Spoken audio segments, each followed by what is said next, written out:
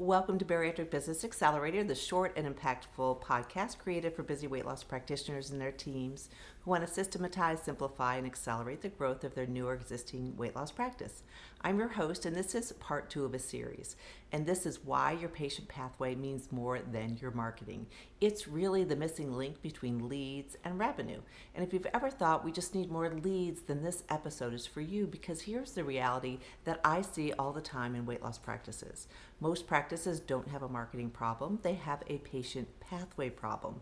You can run ads, improve your GEO or SEO, post on social media, host seminars, whatever you want, but if a patient doesn't understand what happens after they reach out, your growth will always feel harder than it has to be.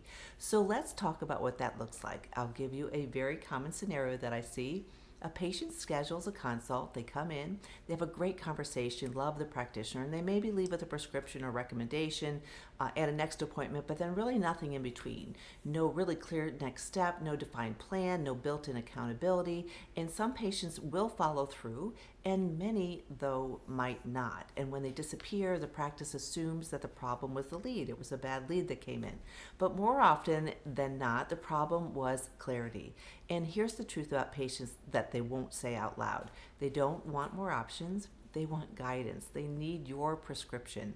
They want to know what happens next. How long does this take? What support is included? How do I know this is working? How do I know it'll work for me? When those answers aren't obvious, patients will hesitate. They delay their decision, or they quietly disengage from your practice and don't continue to follow up. And that's where revenue leaks will end up happening. Now let me contrast that with a high-performing practice and what they do differently. So high-performing practices, they design their pathway before the patient ever walks in. It's choreographed almost. Instead of a single visit, the patient enters a process. There's a clear starting point, and even before that, there's a clear way that people are attracted and start and onboard. They have defined phases of their care. They know exactly what to expect for that. They have education that's matching where they are in their journey. They have follow-ups that feel intentional, not reactive. They're getting something out of all of them. The patient isn't left to figure things out on their own. And because the pathway is really clear and warm and inviting, the team isn't improvising at every visit either. So here's a quick example.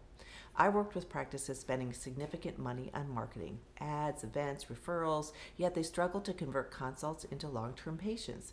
At the same time, I've seen practices with far less marketing spend outperform simply because the patient journey made so much more sense. The patients understood why they were there, what the plan was, what success looked like for them, what to expect at every single stage. The marketing opened the door, and the pathway then did the heavy lifting.